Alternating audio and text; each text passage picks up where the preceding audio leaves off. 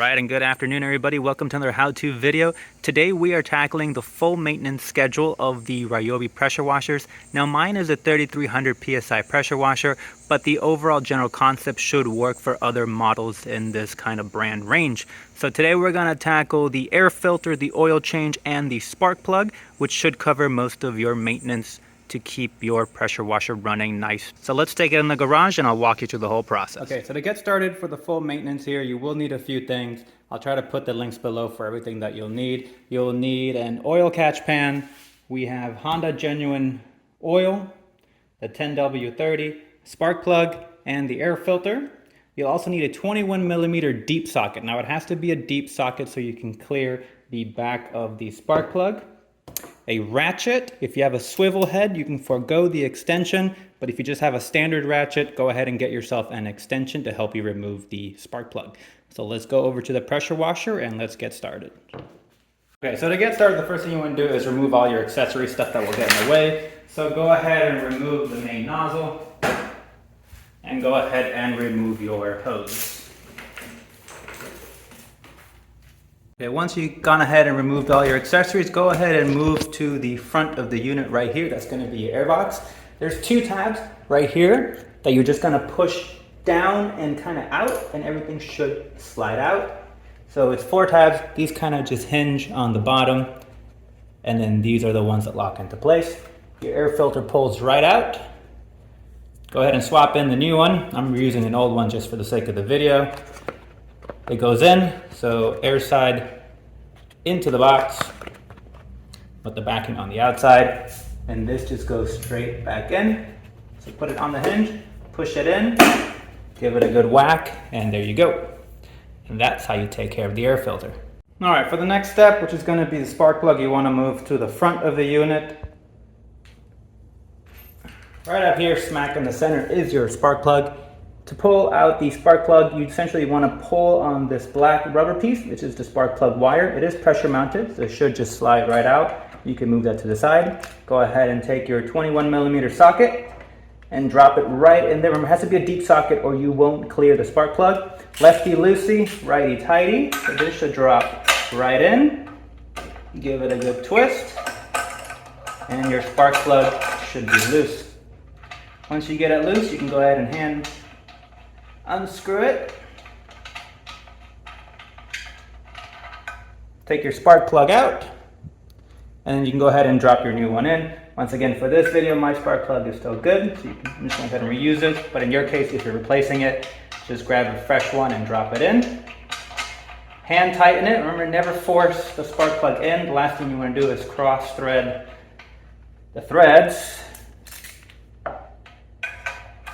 Go back in. Tighten, doesn't have to be crazy, just hand tighten, and then take your spark plug wire, push it back on, and that's how you do the spark plug on the pressure washer.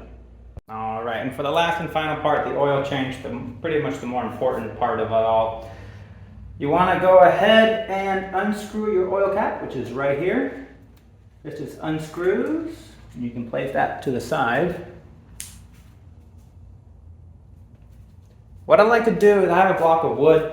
I'll take a block of wood and put it under this wheel. This will kind of elevate the entire unit so you can pour it into the drain pan. So we'll go ahead and tilt this, and it's gonna make a mess because they decided to put a wheel right there.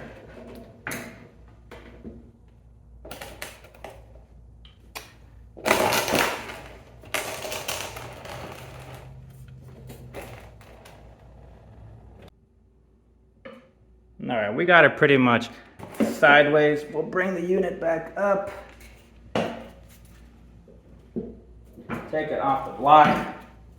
So as you can see, we got all the oil into the oil pan, and surprisingly, none on the garage floor. So let's go ahead and take a shop rag and just clean up the little bit of mess that we made. Go ahead and clean the general area, clean the opening, and then you're good to go on that part.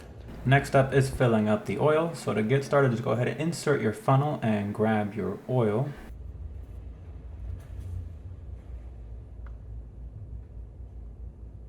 I would start with about 3/4 of the bottle and then go ahead and take the cap. Okay, once you grab your cap, I'll show you something really quick. So on the dipstick itself, there's a little hatch mark right here. You want to get the oil just above this line. That's essentially your fill line. The way you check this is go ahead and take the funnel out and drop the dipstick in, but don't screw this back in. Just kind of drop it in place. So drop it in, just kind of set it there and pull it back out. And then you'll see where the oil kind of is. So mine's right on the line. I am happy with that. So we'll go ahead and put this guy back in and screw him in, and that oil change is complete. There you go. Once you screwed everything back in, just take a rag and clean everything up. Okay, and before we head outside, I do want to mention something. I did measure how much oil I used. So this unit from empty to full took almost, I would say roughly 7 ounces of the oil. Depending on the unit you might have less, you might have more. If there's any old oil left in there, it all really depends because there is no real drain plug at the bottom. You might have some residual stuff in there. So I do recommend you always check your owner's manual as well as using the dipstick as the best guide to gauge how much you will need. Remember, it's always easier to add more and take it out. If you do happen to overfill and you go past that little hatch mark, you will either have to siphon it out using an oil siphon tool, or you would have to drain some out again doing what we did earlier. So let's go outside and make sure everything works real quick. Okay, so we've done everything. We changed the spark plug, we changed the air filter, we changed the oil. So now we'll give it the smoke test, turn everything on, get it going, and we'll give it a yank.